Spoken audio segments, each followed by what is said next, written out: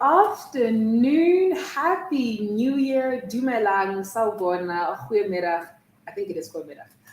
Welcome to Coffee Chat, compliments of the new year. It's our first one of the year. I hope you guys are well rested. I think most of you are back to work, getting things going. And just welcome all around. To those of you who do not know, this is Coffee Chat brought to you by the SA Property Investors Network. And who are we? Well, it is simple. We are a network of like-minded individuals who either want to help you start or grow your property portfolio. It is that simple. We are a huge and arguably one of the biggest property networking companies in the country. And we are just here feeding people information because we want to remove the veil of property investment. And so we want to make it applicable to everybody.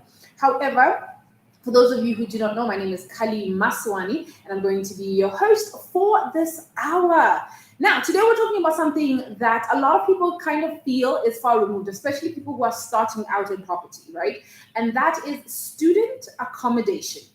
Yeah. It's one of the more aggressive strategies. It is a bit high risk, but also there is high rewards. And as always, I bring to you seasoned investors to discuss student accommodation, and that is Khanya, Ngonyama, and Mohamed, Gardee, who are going to be joining us just a little bit later, while we're going to be talking about student accommodation and all that it encompasses, right? And I think a lot of people always assume when you start with student accommodation, you need to go big and have like 100, 200 beds. You can start a student accommodation with something as little as a 2-bedroom apartment, right? A normal standard, if it's close enough and it has all the amenities and the requirements that are necessary, that could be your startup of student accommodation. So it's not so far removed from you, my fellow investors. But as we're starting off the year, I'd like to, get a refresher for all the new people, and also all these, I want you guys to say hello and tell me when you're watching us from. I always love to see where in the world you guys are watching us from, and you can do that in the chat box as we're going to be talking. And as always, you can absolutely ask our guests some questions, and this is one of the few times you'll be able to actually be in contact with such high and esteemed investors, because they're very busy people. But before we get started, I would like to talk about our events and all the things we have planned for this year. January, we're probably towards the end, more so towards the end than the middle, but we actually still have quite a few things. I mentioned last year, if you watched, that we're going to be having workshops all over the country. We're having quite just, a few in each country, so we can actually serve quality and teach people properly. So we're going to be having a preview in Johannesburg and also in Pretoria. So all of our Pretorians, we're definitely going to be showing you love this weekend. So you guys can actually get to see that part of me. We are going to be having a workshop. There's quite a few tickets. There's actually very few tickets left for the upcoming workshop that is happening this week. And that is 2 full days. Yes. Ladies and gentlemen, it is 2 full days. You can't just come for 1 day. And it is jam-packed with strategies, with how to raise finance and all the things that encompass property. So if you still want to get your ticket, please go onto our website. The link is in the chat box. Next, we're going to be having Investor of the Year. Investor of the Year. We have launched. Our website is up and running. Ticket sales are going out. Nominations are happening. So please, guys, invest in the Investor of the Year award. I need you guys to enter.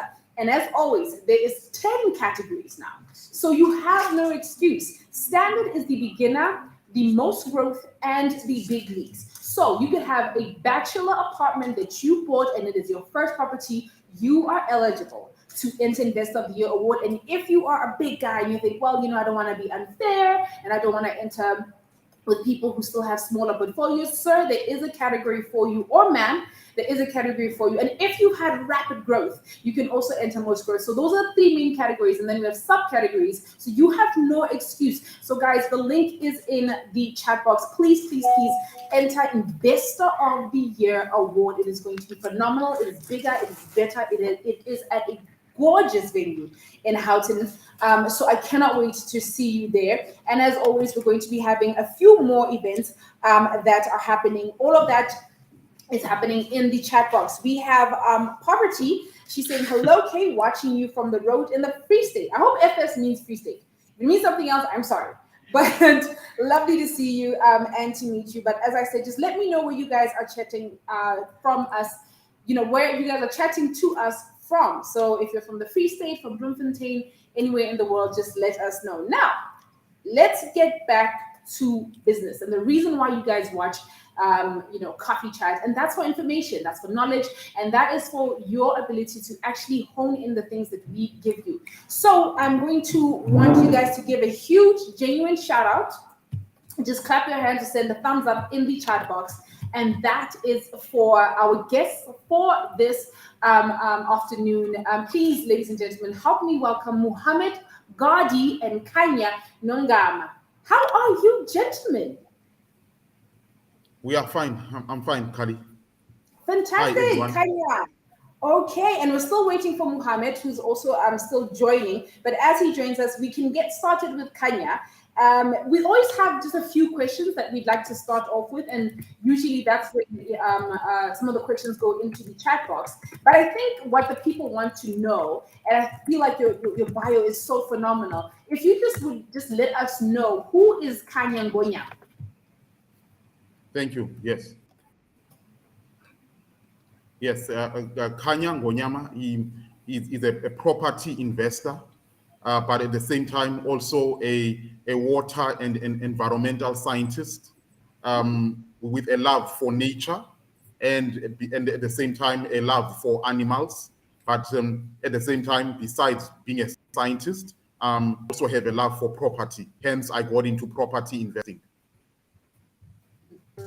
So, Khanya, we know that you're extensive in terms of property investment, and I don't want to say niche because I don't want to bottle you, but kind of like your strategy is student accommodation.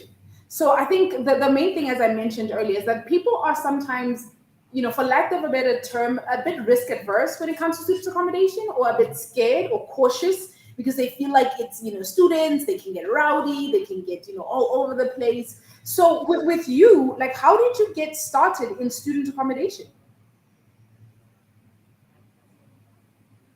Yes. How I started was initially when I was attending many property seminars when I was working as a scientist.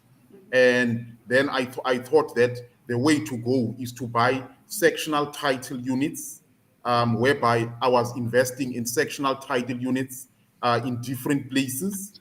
But then I found that that strategy requires quite a lot of management, and also the ROI, or the return on investment, is not as great compared to going into multi-lets. Hence, I thought, let me do multi-let investing, and then in multi-lets, which strategy would be the best one? And then I thought, okay, student accommodation might be the best one, because even though the revenue rated over 10 months, but if you've got a room in a property, that room with student accommodation can generate more revenue compared to just a normal tenant. So that's how I then selected student accommodation. Okay, and as we're getting into the unpacking of student accommodation, I just want to welcome Mohamed Gardee. Hello, sir. How are you?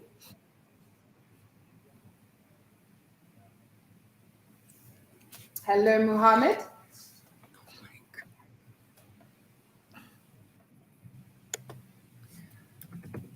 We do have a bit of an issue with sound regarding Mohamed. However, we can keep it flowing with Khanya. And as you mentioned, hi guys, and I can think you hear me now? There we go. Hello, sir. Welcome Yes, to joining us. There we go. Great. I'm better at property than I am at tech, so. It's okay. It trumps all of us. Absolutely. So Khanya just finished telling us that he is a seasoned property investor, but also he's a scientist. So I'm hoping like Khanya is going to have a game lodge pretty soon, like another rival Kruger. However, Mohamed, to the viewers, can you just bio of yourself? Yes, okay. So I've done investment banking. I've worked in property for the last probably 25 years or so. I'm currently based in the Eastern Cape. I'm an investor, and I do lots of consulting work as well. Okay, fantastic. And this was a question that I had, turned to Khanya. And as I said, and he mentioned something very critical, is that he started off naturally with the historical pattern of property investing, which is you start maybe with a sectional title, possibly like a 1-2 bedroom apartment, and you gradually move on. And that's how he found himself in student accommodation. Would you say your path was the same, or how did you find yourself investing in student accommodation? Well, so I think it would be similar, but there would be one difference. I think what I do is I've understood that you need to be analyzing the market constantly. You can't wait for opportunities to come to you. You have to be ahead of the curve. And in analyzing, we've found that the risk-reward ratio on student accommodation is far better than any other residential asset. Let me just unpack that quickly. So the rate per room that you get or per bed that you get is quite high. And if you couple that with NSFAS or a bursary, your credit risk becomes quite low. Whereas if you look at other residential assets, which would compete with this, your rental is not so high. You've got a lot of increasing op costs, and you've got credit risk.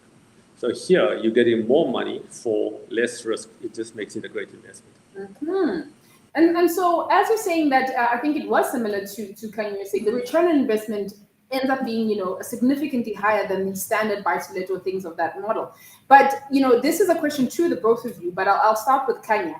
And that is, how do you assess the demand for student housing in a particular area?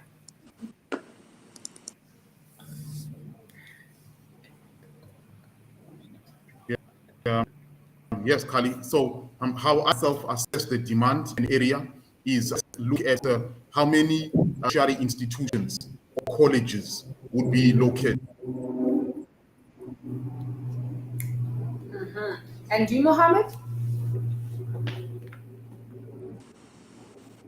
Okay, so for me, the demand assessment would be very similar to any other residential asset. There's quite a lot of background and detail that you can do. To Kanya's point, NSFAS funds TVET colleges and universities. You can quickly find out how many there are. There's about 40 universities and quite a few more TVET colleges. You can do a market assessment in each area to figure out what the demand is. But the easiest way to do the demand is to check on the university's website how many students are registered versus how many beds are in the area and how many beds are provided by the university itself. You'll quickly find that I think 2 years ago there was this idea that there's there's a lot of demand for student accommodation. But we found in certain regions and certain sectors that has actually changed around. The supply has come in, and not every place has the pent-up demand. There's still a lot of opportunity, but it does become a little more complicated at this stage. You do need to do a lot more assessment and market analysis. Mm-hmm. Mm-hmm. So just to remind the viewers, please put any questions you have for Khanya or Mohamed in the chat box, and I'll make sure to read them out to them. In terms of any information you might know or any questions you have regarding student accommodation. However, I think this is also one that is like a general question that people kind of wonder, and that is, if you found that okay, this area requires student accommodation, like are there any specific amenities or features you prioritize when selecting student accommodation property? Because we do know that student accommodation properties are significantly different from your standard buy-to-let. So what would be those things that you say? Yes, Khali. So the things that one would look out for is in terms of volume, where you would look for buildings, so that in a building, instead of a house, in a building you can fit in more students, because you will have more opportunities for more beds. For example, as Mohamed said earlier, let's say in a building you've got 20 apartments. Instead of having 20 tenants, you can literally fit in 2 students per apartment, which means that then your ROI or the revenue that will be generated by it will be greater than your normal rentals. Plus, then with student accommodation, you also have to look at things like the Wi-Fi, and also things such as the communal kitchens and communal bathrooms. In other words, how comfortable will the students be once they start moving into the building? Because Wi-Fi is an absolute essential. Plus, you also then look at the distance from that property to the university. Because the closer the property is to the institution, then the less worries there will be on your side in terms of transport. Mm-hmm. And Mohamed, what is your take on that? Yeah, so I think Khanya brought up some good points, but I'd like to just summarize into something that's quite important. I think in any business, you need to understand what is the product that you are actually selling. What is it that you're bringing to market? So Khanya highlighted quite a few important parts there, on how to maximize the property, and those are exactly what you need to do in your assessment. But at the same time, what I've found has made it very easy to get into this business is a lot of people have been doing what you would call, let's say, maximizing revenue. So they would put in the lowest level of amenities because there are specific amenities that you need to put in to be in this business. And they would put in the lowest level of those amenities. And it becomes quite easy then to provide a decent, clean product, at a reasonable rental. And it becomes very, very easy to then attract the entire market. So there is quite a lot of analysis to do. You need to understand the kind of student you're getting. It becomes quite difficult as, different regions have different kind of cultures, different things to look at.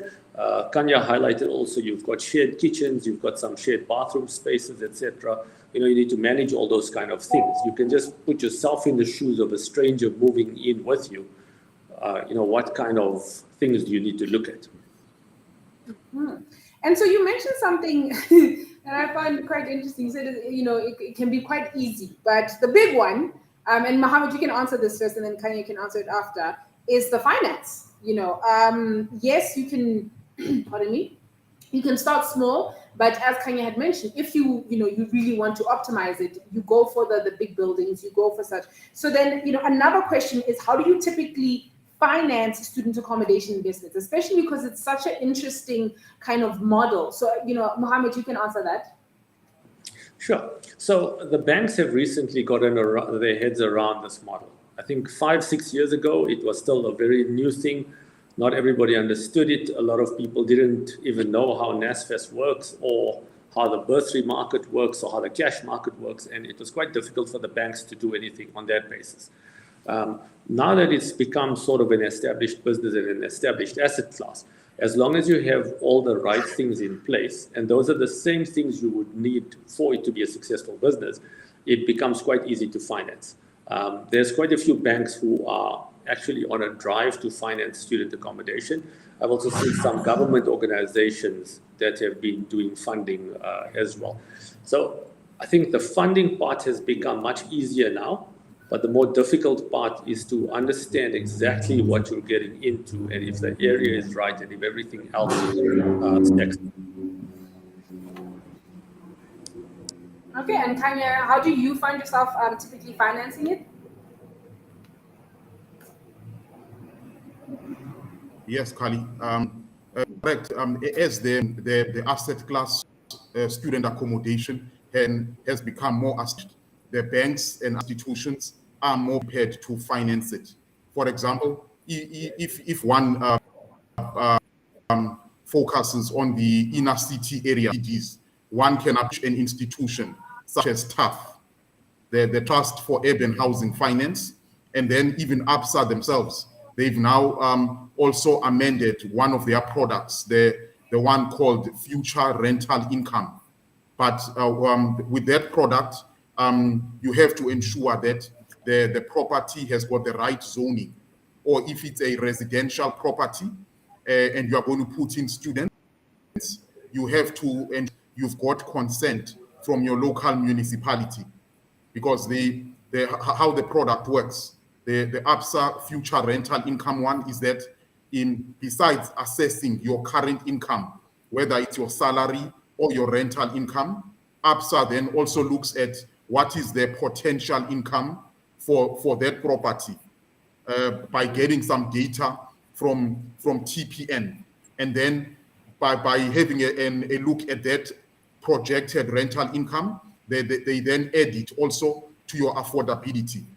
So in my opinion, the likes of TAF and also ABSA and the other banks, they are all now even more willing to finance student accommodation. And before I take up more of your time, another strategy would be that some of the inner cities have got old hotels, which maybe are run down, but the hotels still have like a tourism grading. So what one can do is you can apply to institutions such as F and CIFA, because they've got some tourism, and then you can buy a hotel as it is, and then at a later stage, you can then convert the hotel into a student residence. Yeah. Oh, wow. Khanya, thank you for that. That is definitely a nugget that I don't think a lot of people had actually looked into.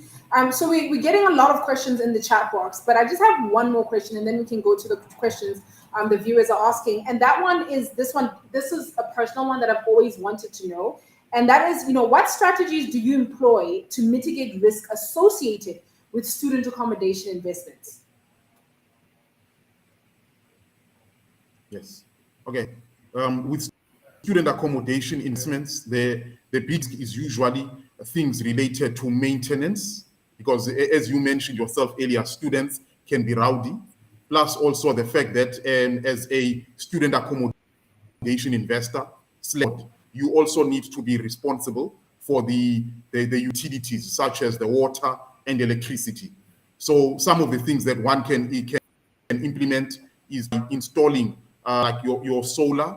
Yes, it requires more capital, but now also the financial institutions, they are also now coming up with products in order for proper investors to install solar and also like your rainwater harvesting, so that your property can be both energy and efficient. And then you can also just just make sure that the property is properly insured, because with student accommodation, there's always obviously risks when it comes to damage. And Mohamed, what would you say? How do you mitigate risks? Okay, so I think there's a few ways to mitigate risk. I would do it the same way we do it in any other business or any other property, right? So the first part is to identify the risks that we need to mitigate, understand which risks can be mitigated and which risks need to be accepted. And the risks that you need to be accepted then need to result in a higher return for that risk. Okay, that's the first part that you need to do. So there's quite a few specific risks that come into play in student accommodation. Khanya has highlighted, most of those. There's a lot of things you can do to mitigate that risk. So some of the things, for example, where you've got rowdy students, you don't want students who are throwing parties all the time and damaging your properties and things like that.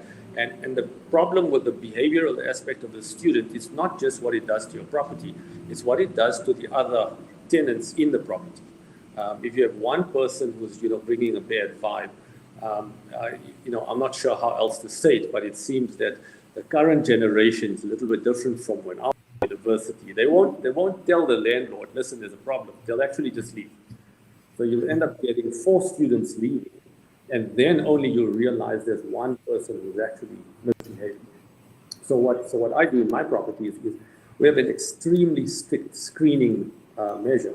And one of the simple tools that we use on the application form, we actually ask you for your social media handle. And then we go and see what is it you're actually doing. So if you're constantly out drinking and you're constantly out partying, you're actually not going to get a place in our rates. But you see, you have to be agile. You have to understand what are we trying to mitigate against. I think also, most people are very afraid of the water and electricity stuff. I think there was a question, we can answer that when we go to the questions. But the approach to mitigate this risk is to build systems and to ensure that those systems are adhered to all the time. Okay, so as you mentioned, we are going to the questions now. And the first one that we have is from Samkelo, and he wants to know, are there any kinds of requirements as to what size the room should be to avoid getting into trouble with the law? So Khanya, you can go Yes, first. good question. Yes, good question, Samkelo. So in order for one to make sure always meeting the standards for NSFAS, the Department of Higher Education, they've got a list of guidelines in terms of what a student accommodation room should be.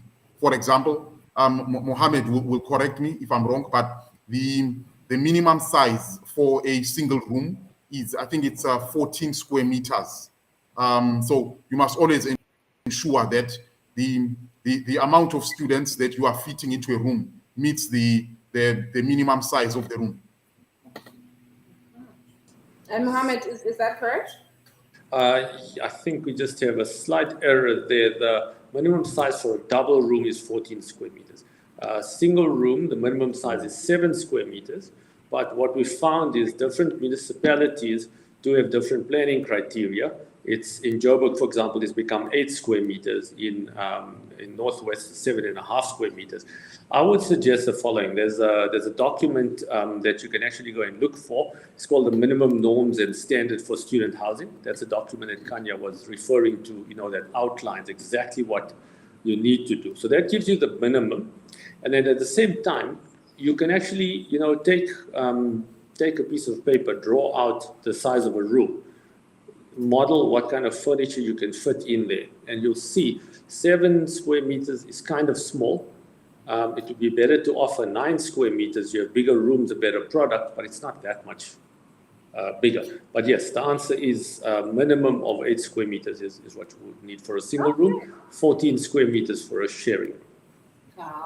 Okay. And you're right, 7 is very small. Yes. However, these are people that used to ask to go to the bathroom the year before. I don't think they'll mind. The next question is from Esme, and she or he wants to know what's the best place to start when wanting to start a student accommodation as a beginner. So this is brand spanking new. Potentially, maybe you have 2 investment properties that are buy-to-let. So you are venturing brand spanking new into student accommodation. Mohamed, you can start with this one. What would be the best way to start? Okay, I'll start with a joke. We're not really trying to sell here, but anyway, there is a course that we'll be launching in the next 2 months where I take you through student accommodation in detail and exactly what it entails and the management thereof. But actually, there's simpler ways. I would start by go to some of Property 24 or one of those websites, in an area where student accommodation is being sold. Go and have a look at those houses. Go and see what's available in the market.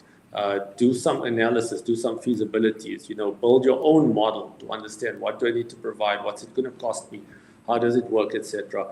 I would say that's the best start. Don't just simply go into let's buy something with a friend and 4 of us will partner together. I would start with analysis and lots of homework on it before you do anything. Okay, and Khanya, what would your advice be for somebody who's starting out brand spanking new? Yes. So if I was Esme, I would look at firstly which area or which city am I based in, because student accommodation requires a bit of management when you are starting out. So you want the property to be in the same area where you are, assuming that there is a tertiary institution in that area. And then, as Mohamed said, I'll go to platforms such as Property 24, private property, and see which properties are available. And then at the same time, one can also do a pre-approval later to just see how much they would qualify for, and then only look at properties which would fall into that range of their affordability. Okay, and as we keep the questions going, we have a question from Ntaki, and he wants to know, do you need to rezone the property when you want to turn it into student accommodation? It's actually a very good question. And how do you manage the utility expenses you deal with when you deal with a lot of tenants? So any one of you can take that first. Yes. Okay, I'm happy to take this one. It's something we actually cover when in that course. we basically have 4 things that you need for student accommodation to work with the NSFAS, to be a good asset. One of them is the NSFAS accreditation. So if we work backwards, NSFAS accreditation is what you would need, or bursary accreditation. And for that, if you work all the way back, there's a diagram that we share when we do the course, you need the legal use of the land. So you would think of student accommodation actually as a development opportunity, because it doesn't exist in its current form. You need to do things to change it into what's required, right? So one of those is the correct and legal land use. Now, different municipalities have slightly different rules and zoning categories, etc., but they're generally the same. There's 2 types of categories you get. So if you're taking a normal Res 1 property, which is the usual route people go, you buy a house, and then you're converting that as your first deal. So you would say you need to either rezone or you need to get consent use from the municipality. Both processes are similar. So if you had to rezone or do consent use, you would have to fill all the requirements from the municipality for that specific use. And rezoning can take a bit of time. It is a little bit expensive, but I think there is still a lot of scope that can be done. So yes, you would need to rezone or get consent use. Okay. And, we have another question from Esme, and Khanya, you can take this one. Esme wants to know, what kind of team of experts would you want around when doing a student accommodation? So this is also good. And I think because it's a lot of people, the typical one maintenance guy might not work in this situation. So what would you say in your experience, what kind of team of experts do you need? Yes. You would need a team of experts, such as guys who are from a management company, who will be able to manage the students on your behalf. So because, as you can imagine, with a student accommodation property, there is likely to be issues maybe on a daily or week. So you'd want to work with a management company, or what some guys do is they will just directly hire a building manager to manage the students themselves, or like a caretaker who would be staying on the property in order to manage the students. And then you'd also want to also link up with your energy experts who would assist you with suggestions as to how to reduce the energy expenses in a student building, and also like the likes of a town and an architect if you want to do a development or a conversion, to ensure that you are compliant, because the town planner is the expert you want to speak to for rezoning, and the architect is the one you want to speak to for designing the building. Okay, and Khanya, the last question we have is from Zandile, and it's because we had spoken about water harvesting. So, she wants to know, with water harvesting, would that be enough for like a building like student accommodation? And also, what kind of purification system would you be using in that? Yes, okay. So the rainwater harvesting, it wouldn't be sufficient to meet the water requirements of a student building. You would still want to be connected to the municipality's water supply, but the rainwater harvesting would be sort of a backup system. Or what some guys would do is they would use the rainwater harvesting mostly for the flushing of the toilets, in order to also minimize the water usage in the building. And then at the same time, the purification system you would use would be like something called a filter system, or a technology called reverse osmosis. But usually, just if you speak to the water companies, they usually just have a normal filter system, depending on what kind of how you want the water quality to be. All righty then. So as we close up, I just want to know, what are your parting words for anybody who wants to get into student accommodation, for the viewers out there? Mohamed, I can start with you. Yeah, so my parting words will be, this is one of the best asset classes to be in at the moment, but you need to understand the work that it takes, You need to understand there's a lot of research you need to do. There's a lot of systems and things that you need to have in place. I mean, some of it is complex, some of it is not very complex at all. A lot of common sense gets you very far. In the previous question on the electrical stuff and the water kind of things, on one of the properties we've got a borehole, so water is basically almost free there. We've got purification system as well with all those different cartridges, etc. On the electrical side, because this is the fear that people have that students are just going to use up all your electricity. You can't do solar because you need to have a stable load and understand what people bring in and out, and you're never going to catch them with heaters and everything else. It always bypasses you. But we've done some very simple things. So for example, we give you a white plug point in which you can plug your laptop or whatever normal kind of things it is.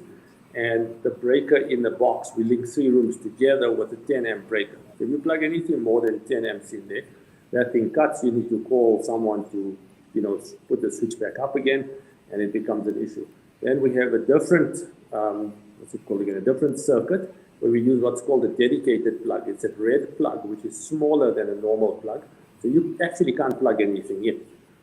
If you want to bring something in, you need to get the caretaker to change your plug head to be able to fit in there. So, I mean, students are relatively lazy. If you put these kind of obstacles in the way, they're not going to really try to solve that problem. It's when it's too easy to get through, that's when you have a problem. So I would say it's a good asset class. You need to do homework. You need to understand what you're getting into.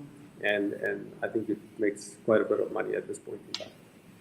Okay. And Khanya, what would your parting words be for somebody starting out in student accommodation? Yes, I would say it can be worth it. It requires you.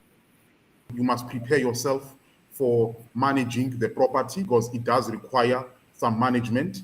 So let's say you've got a full-time job. You need to always allocate some time to managing the property if you are starting out.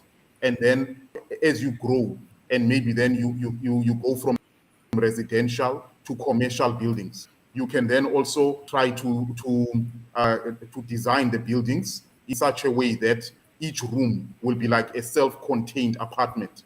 Because one of the risks with student accommodation that people have been speaking about is the fact that what if NSFAS fails, just like the other state-owned companies? Then at least if the building has got rooms that are self-contained, whereby each room has got its own bathroom and its own kitchenette, then you are more flexible as an investor because you can still then rent out the rooms as normal apartments. So that's one way to mitigate your risk.